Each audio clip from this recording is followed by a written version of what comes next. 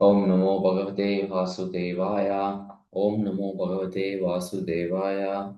Om Namo Bhagavate Vasudevaya. Narayanam Namaskrityam Naram Chaivam Naruttamam Devim Saraswatim Vyasam Tato Jayam Udhirayet Nashtaprayeshu Bhadreshu Nitya Bhagavata Sevaya Bhagavate Uttama Shloke Bhakti Bhavati Naishtiki. Hare Krishna, welcome to this discussion on Srimad Bhagavatam. We were discussing from Canto 1, chapter 11. We discussed up to sloka number 32, that is dealings with beings. Dealings with beings is very interesting here. We discussed one interesting shloka, which is shloka number 27, in which we can see that in case of Krishna, it is possible to see sunshine. We can see the these yellow garments, which are different things, can sun, moon, rainbow, lightning, all are appearing simultaneously. So that is something which is very special. So that is the beauty of Krishna. And we were then discussing about dealings. That means we looked into the shloka number 32 up to shloka number 32. Now let us discuss shlokas 33 onwards. Let's go to the shloka. यद्यपि आसो पार्श्वगतोरहो गतस्तथापि तस्याङ्घ्रियुगनवं नवम् पदे पदे कार्यमते तत्पदाच्च चलापि यच्चरेर न जहाति कर्हि चेत्. Although Lord Shri Krishna was constantly by their sides, as well as exclusively alone, his feet appeared to them to be newer and newer. The goddess of fortune, although by nature always restless and moving, could not quit the Lord's feet. So, what woman can be detached from those feet, having once taken shelter of them?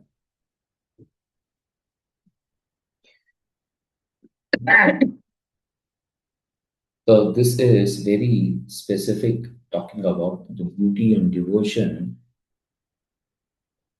of queens for Krishna is enhanced by interaction with Krishna. Prabhupada specifically says here, according to Brahma Samhita, Lord is served very respectfully by hundreds and thousands of goddess of fortune. They are always in a lonely place, also with the Lord. But still, the association of Lord is so inspiringly newer and newer that they cannot quit the Lord for a moment, even though they are by nature very restless and are moving about. The spiritual relationship with the Lord is so enlivening and resourceful that no one can leave the company of Lord once having taken shelter of Him. Then there is one more point which Prabhupada is telling. The supreme enjoyer is Lord Himself, as stated in Bhagavad Gita. This shloka is Bhaktaram Yajna Tapasam Sarvaloka Maheshwaram Suradam Sarvabhutanam Nyatva Mam Shanti Vachati. The potencies, therefore, will engage directly in service of the Lord, revive the nature color, and thus there is no disparity in relation of potent and potencies. So, even if it is a material thing, when you bring in service of Krishna, it becomes spiritual. That is what is told here. Then Prabhupada is mentioning one more point. The highest perfection of human life is to seek some employment under Lord's supreme service. That will make one extremely happy. One need not seek the moving goddess of fortune without relationship with God. So we need to take the wealth of the Lord or God's opulences, God's resources to serve Him, not to for our enjoyment. Otherwise, we become demons. Demons like Hiranyakashipu, Ravana, they wanted to enjoy the wealth of the Lord without Lord. That is why they are demons. Go to the next shloka. एवं नृपाणां क्षितिभार जन्मना अक्षौ अक्षौहिणीभिः परिवृत्त तेजसां विद्यावैरं श्वशनो यथा नलं मृतो वदेन परतो निरायुधः. Lord was pacified after killing those kings who were burdensome to the earth. They were puffed up with their military strength, their horses, their elephants, infantry, etc. He himself was not a party in the fight. He simply created hostility between the powerful administration and they fought amongst themselves. He was like a wind which causes friction between bamboos and so sparks of fire. So, here Prabhupada is mentioning one important point. So, unfortunately, influenced by the deluding energy, the living being becomes a false enjoyer under the dictation of modes of nature. Puffed up by such a false sense of becoming God, the deluded living being increases its material strength by so many activities and thus becomes burden of the earth, so much so that the earth becomes completely uninhabitable by the same. This state of affairs is called Dharmasya Glani or misuse of energy of the human being. So whenever there is an impact on dharma, especially the varnashrama dharma, because Chaturvarnaya Maya Srishta, Krishna says Chaturvarnaya Maya Srishta. So Krishna sets up this varnashrama system for gradual upliftment of the people, of the every human being. When the unscrupulous kings misuse their freedom and impact the working of Varnashrama system, then Krishna descends. That is Dharmasya Glani, the misuse of energy of the human being. When such a thing happens, Krishna descends and kills the people.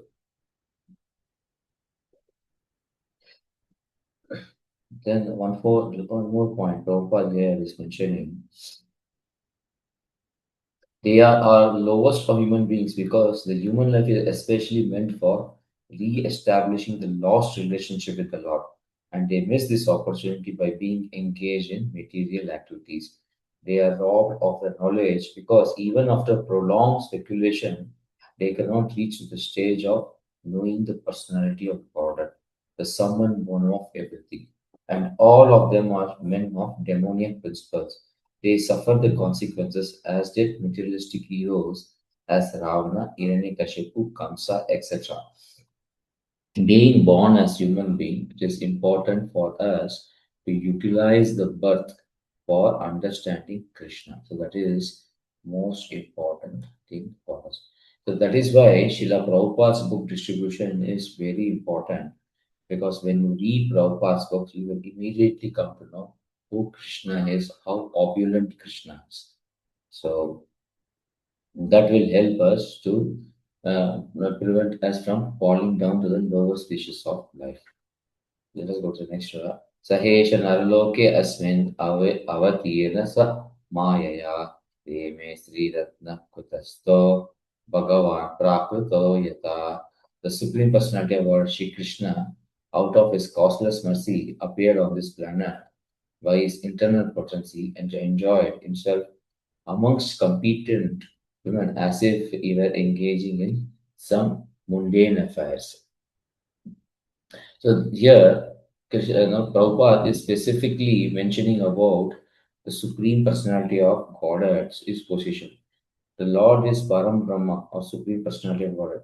Conditioned souls seek after perpetual happiness in places not only on this earth but also on other planets throughout the universe because constitutionally a spiritual path as he is can travel to any part of God's creation. But being conditioned by material modes, he tries to travel in space by spacecraft and so fails to reach his destination.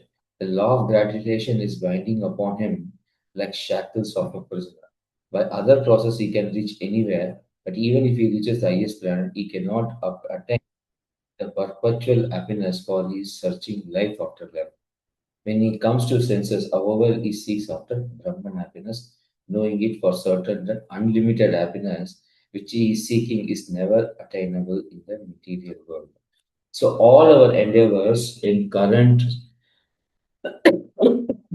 world situation to enjoy independent of Krishna is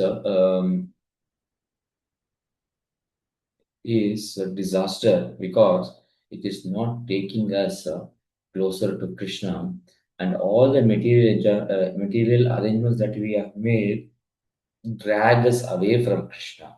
It gives us a feeling that we are the we are the enjoyers, but it is not, because it is a false impression.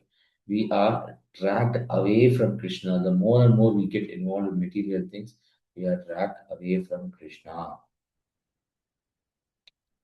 Shloka number 36. Uttama bhava pishuna malavalgu asa vrindavalokaniyato madano apiyasam sammurya chapamajata pramodatamasta yashendriyam vimatitum kuvakai nasekuhu.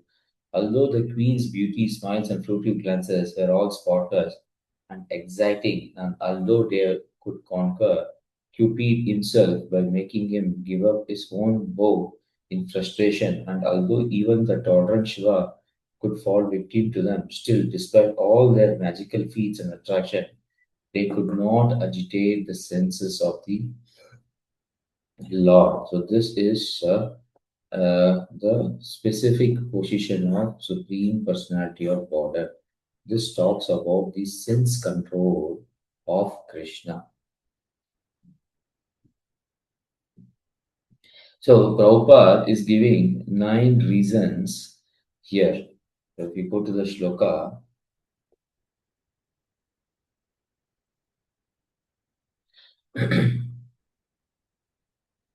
the sublime nature of relationship between Krishna and his queens. There are 9 relationships.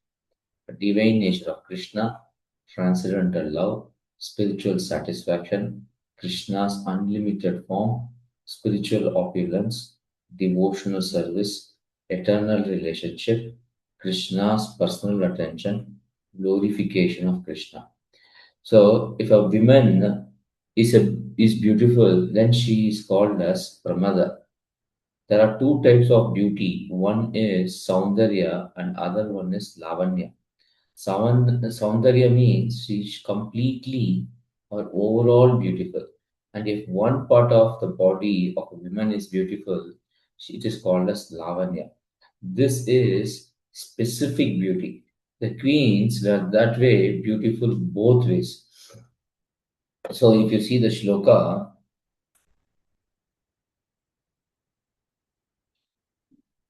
Pramodottamas, Pramada Uttamaha, woman who maidens of high grade. So Pramada, Pramatara, and Pramada Uttama.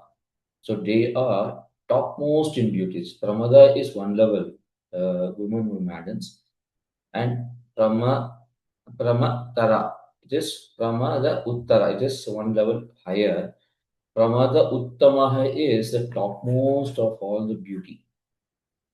So the women, they were trying to see the Lord with sidelong glances and bashful behavior.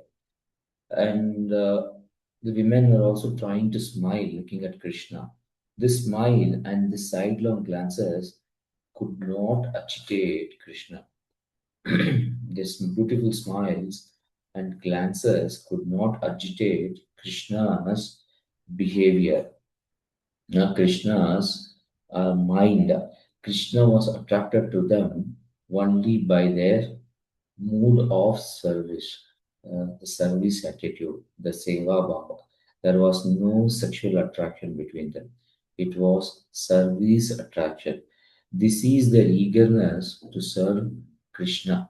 So Srila Prabhupada says that if a calf wants to serve Krishna or Radharani wants to serve Krishna, Krishna does not differentiate. Any living entity who serves Krishna Krishna does not differentiate the service. He accepts both the service in their capacity. These queens have accepted to serve Krishna in capacity of Krishna's wedded wives. This is a specific position. This is also called as Vishesha Abhiman. The sages of Dandakaranya wanted to serve Lord as wife. When they saw the interaction between Lord Rama and Lord Sita during the Rama Avtara, they wanted to serve Lord as his wife. So this is a Vishesha Abhiman. These sages developed the desire to serve Krishna in that way, and that is why they have become the wives of Krishna in Dwarka. Now, here one important thing is it is clear here in that feminine attractive features which can conquer Cupid or even the supermost tolerant Lord Shiva could not conquer the senses of the Lord. Cupid's business is to invoke mundane lust. The whole universe is moving, being agitated by Cupid's and also Krishna's specific possession. And here we can see those who are therefore on the path of salvation for going back home, back to Godhead, are especially advised by the scriptural instruction to become free from such paraphernalia of material attraction. And that is possible only by association of devotees of Lord who are called Mahatmas.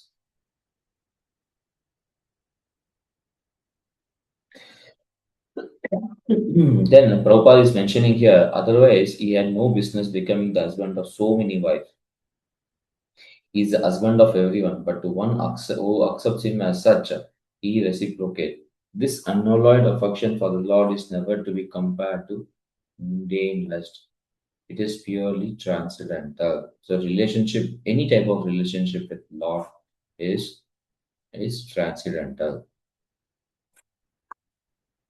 Now, one thing is so this divine nature of Krishna. So the relationship between the Krishna and his wife.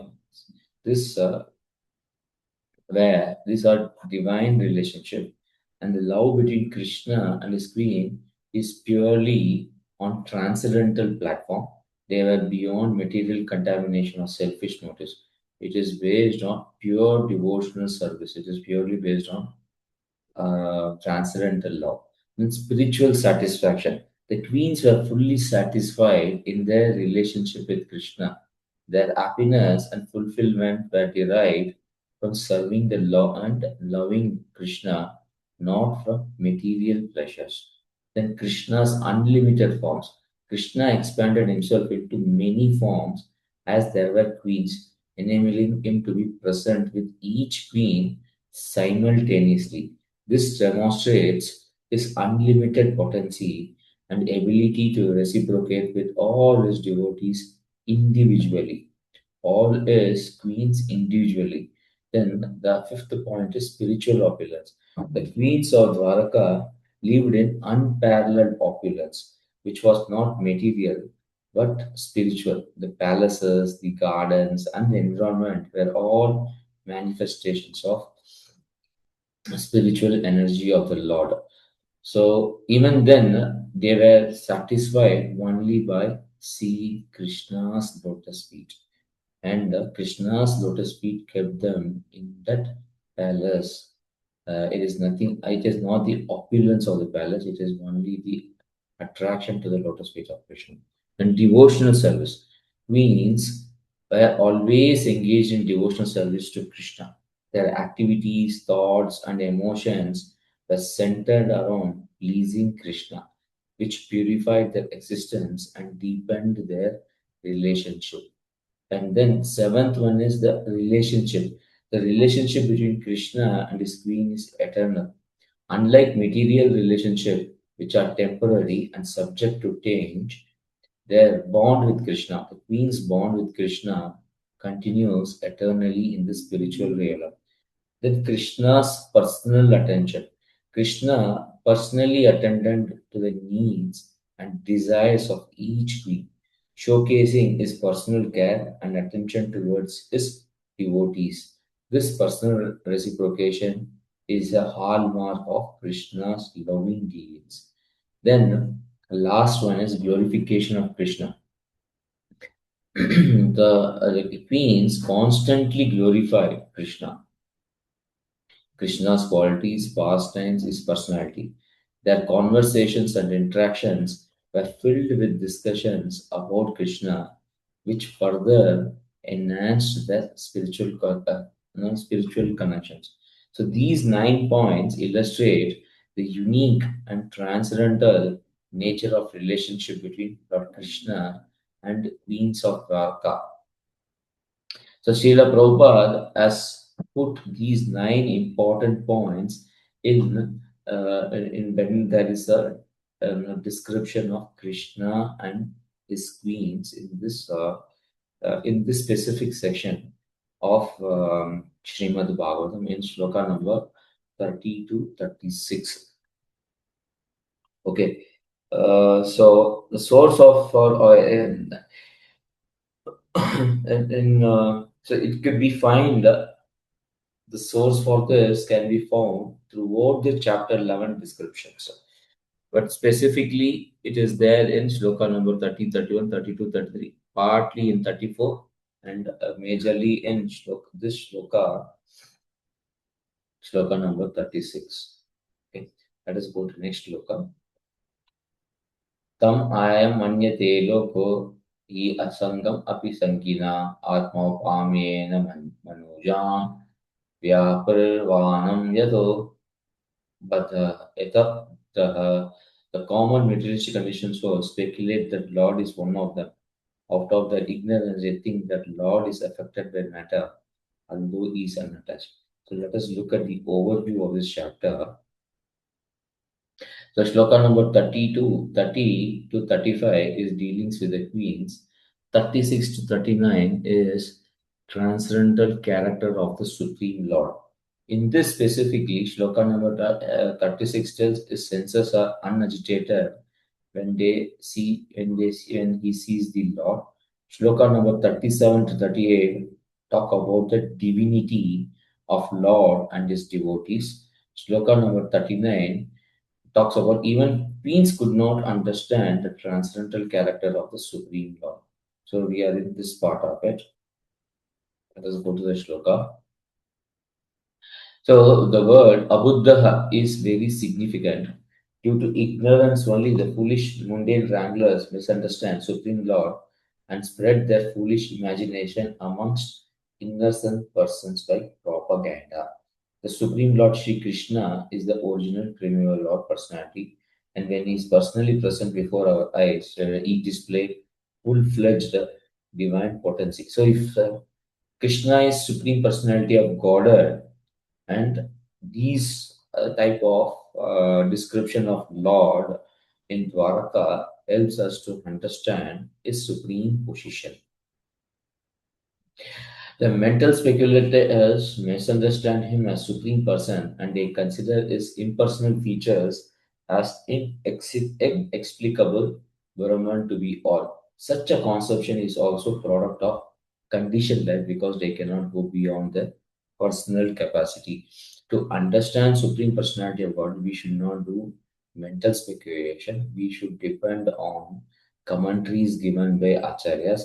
In specific, right now, the commentaries are available through the books of His Divine Grace A.C. Bhakti Vedanta Swami Prabhupada. So we need to read books of Srila Prabhupada and understand the devotional service and the goal of devotional service, which is Krishna. I'll go to the next shloka, shloka number 38. एतद् ईशानम् ईशस्य प्रकृतिस्थोऽपि तद्गुणे न युज्यते तदात्मस्ते यथा बुद्धिस्तदाश्रया. This is the divinity of personality of God. He is not affected by the qualities of material nature, even though he is in contact with them. Similarly, devotees who have taken shelter of the Lord do not get influenced by material devotees. Etat ishanam ishasya prakritisto api tadgunai na yujyate sadatmastaye yatavadishtadashraya. So this is a very beautiful shloka. In the Vedas and Vedic literatures, it is affirmed that in the divinity there is nothing material. He is transcendental, the supreme cognizant Hari or personality of God is a supreme transcendental person situated beyond the range of material affection. So this is very important. Then Prabhupada is mentioning that even his learned devotees are not affected by influence of material modes. The great six Goswamis of Vrindavan all came from greatly rich and aristocratic families, but when they adapted to the life of mendicants at Vrindavana, superficially they appeared to be wretched conditions of life, but factually they were the richest of all in spiritual values. Such Mahabhagavatas, such great devotees, although moving amongst men, are not contaminated by honor or insult, hunger or satisfaction, sleep or wakefulness, which are all resultant actions of three modes of material nature. So, when we start for practicing the devotional service, we need to follow few things. One is we need to take a menial service in service of Krishna. That is very important. When we do that, we will consider honor and insult as insignificant. Whatever someone tells whatever some devotee asks help for to do a service, we will just do that without considering whether I am eligible to do it or not. We just do it because somebody has asked and it is necessary for fulfillment of the uh, fulfillment of desire of Krishna. We just look at that. Then anger or satisfaction. So here we follow the four regulatory principles, and specifically on anger, we uh, we take only Krishna prasada. So no meat eating, no onion and garlic. Eat only Krishna prasada. So and then no intoxication. So we don't take tea, coffee, chocolate, anything that that affects our nervous system, that affects our decision making capability. We do not take that. So even if we are hungry, no, even if we have hunger, then we should ensure only Krishna prasada.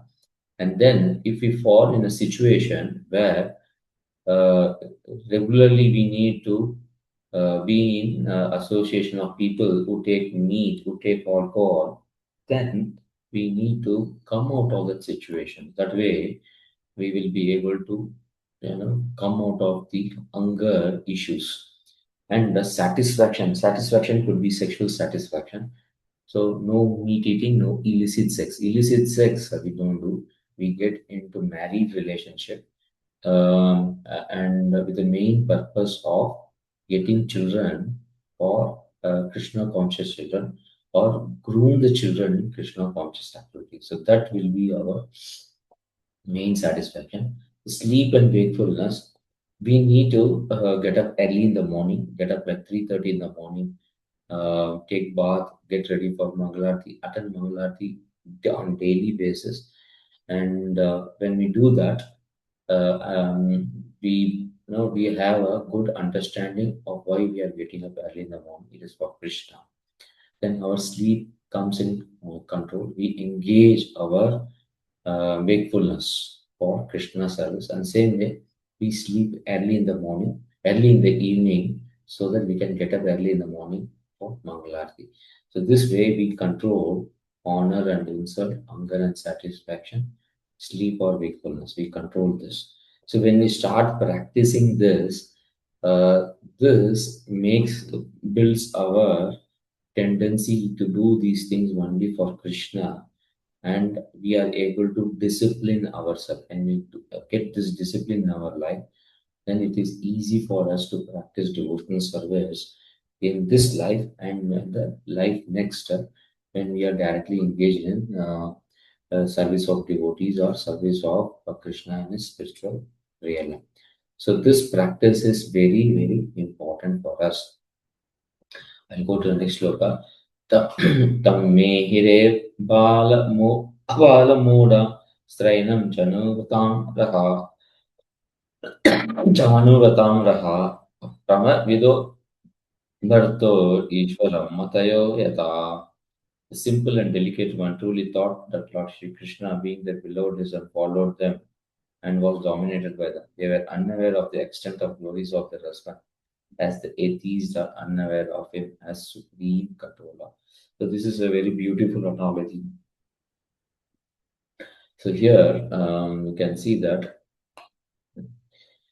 he plays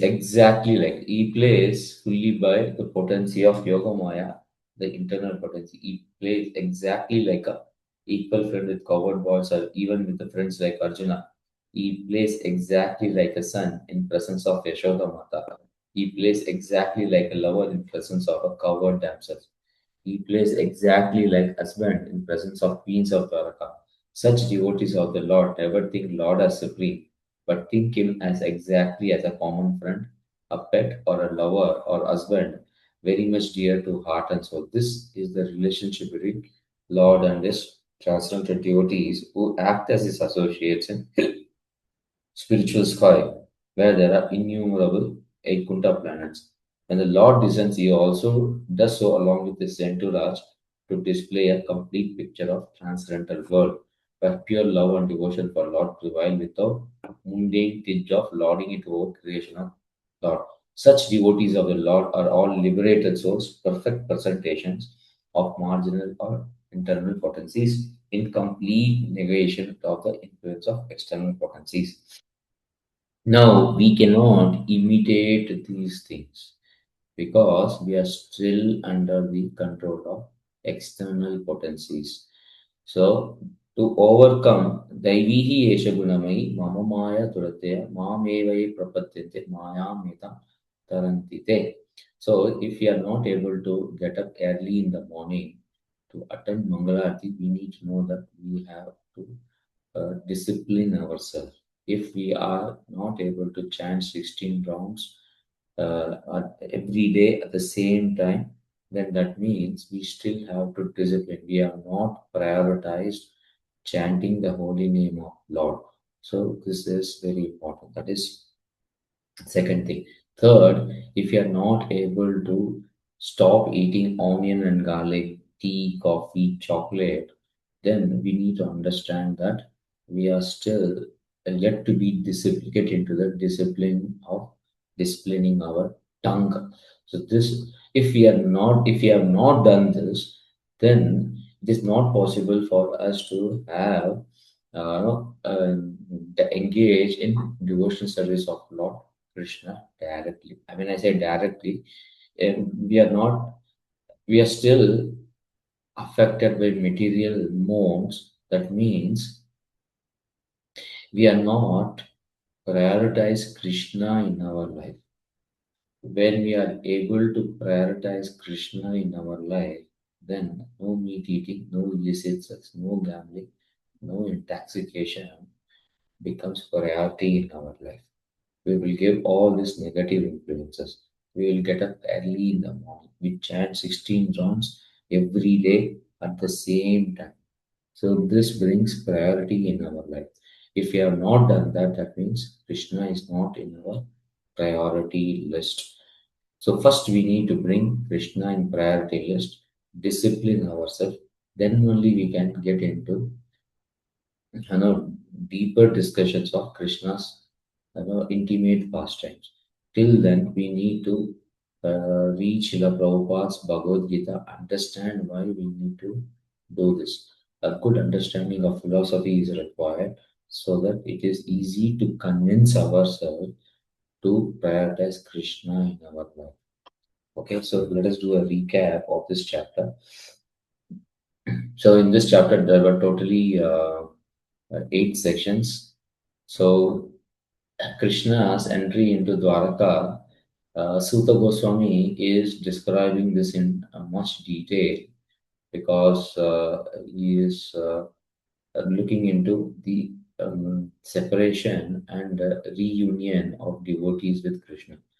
So this episode becomes completely expanded and he's giving different things. Lord's beauty when he is heralding his conch shell, that is seen. Then different citizens welcome the Lord. So here we can see that the Lord, when he is blowing the conch shells, the conch shell is like white in color, but when it comes in contact with lotus lips of Krishna, the conch shell also becomes um, reddened. So that is a beautiful description. Then every citizen of the Dwaraka welcomes Lord. The entire city of Dwaraka is beautified um, for arrival of Krishna, and so we need to do this with all interest.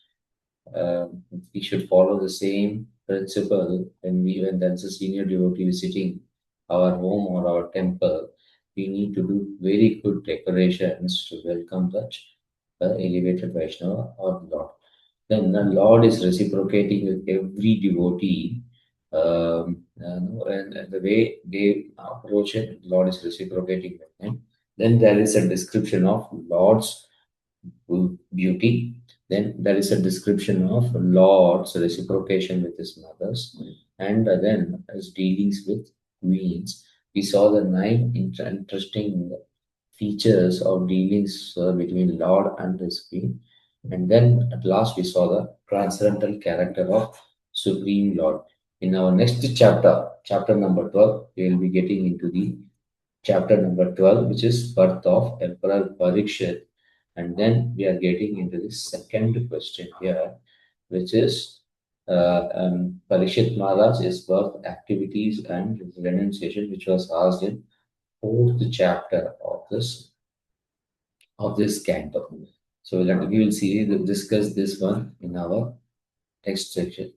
Till then, yeah, next session, next week. Thank you very much. कल्पतरुभ्यश्च कृपासिन्धुभ्येव च पतितानां पावनेभ्यो वैष्णवेभ्यो नमो नमः। ग्रंथराज श्रीमद्भागवतम की है, जगत गुरु शिला प्रभुपाद की जय। और प्रेमानंद हरि बोल, हरे कृष्णा।